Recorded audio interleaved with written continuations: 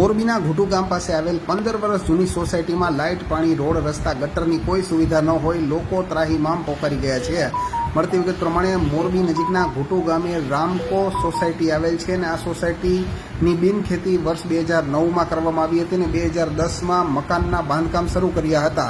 15 વર્ષ જેટલો સમય વીતી ગયો તેમ છતાં પણ આજની તારીખે આ સોસાયટીની અંદર 800 જેટલા લોકો રહે છે। તેમને લાઇટ, પાણી, રોડ, રસ્તા, ગટરની પ્રાથમિક સુવિધા મળતી નથી, જેથી કરીને લોકોને મુશ્કેલીનો સામનો કરવો પડે છે।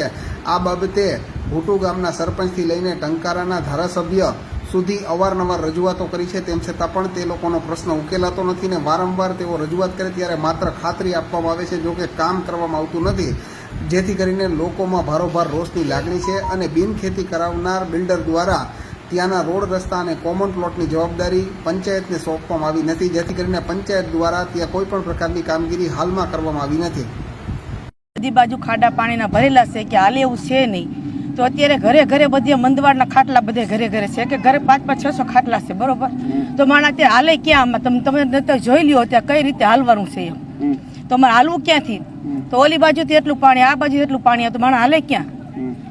રસ્તો મેં એટલી માંગણી કરી છે કે અમને રસ્તો બનાવી દો અને અમને પાણીની સુવિધા કરી દો, ગટર લાઈન કરી દો, અમારે આટલી માંગણી છે, બરોબર? બીજું કઈ નથી માંગતા, અમે એટલું કરી દો, અમને રસ્તો કઈ રોડ બનાવી દો અને પાણીની સુવિધા કરી દો। 2009માં આ સોસાયટીનું પ્લોટિંગ પડેલું છે। રહેણાંક 2010માંથી અત્યાર સુધીની અંદર એક પણ સુવિધા આ સોસાયટીને મળતી નથી। નથી પાણી મળતું નર્મદાનું, બીજા નંબરમાં નથી રોડ રસ્તા, નથી કોઈ ભોં ગટર।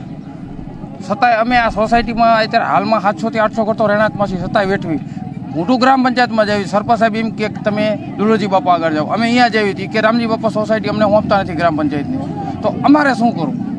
મોટો નિયમ તો એવો છે કે જ્યારે બિનખેતી કરે ત્યારે જ નિયમમાં શરતો હોય છે કે પ્રાથમિક સુવિધા બિનખેતી ધારકે જ પ્રોવાઈડ કરી ને ત્યારબાદ જ પ્લોટિંગનું વેચાણ કરવાનું હોય છે, પણ આવું બિનખેતી ધારકો કાર્ય કરતા નથી, પછી પ્લોટ વેચાણ કરીને એ લોકો નીકળી જાય છે। અત્યારે આજે સોસાયટીનો પ્રશ્ન શું છે? એ સોસાયટીનો રોડ રાજીનામા જ્યાં લગી મામલતદાર સ્વીકારે નહીં ત્યાં લગી એમાં એક પણ કાર્ય અમે વિકાસનું કરી શકીએ નહીં। અમે અત્યારે એક પણ સુવિધા એને પ્રોવાઈડ કરી શકીએ નહીં। શું કામ? જ્યાં લગી રોડ રાજીનામા પંચાયત સ્વીકારે ત્યારબાદ અમે એમાં વિકાસના કાર્યો કરી શકીએ।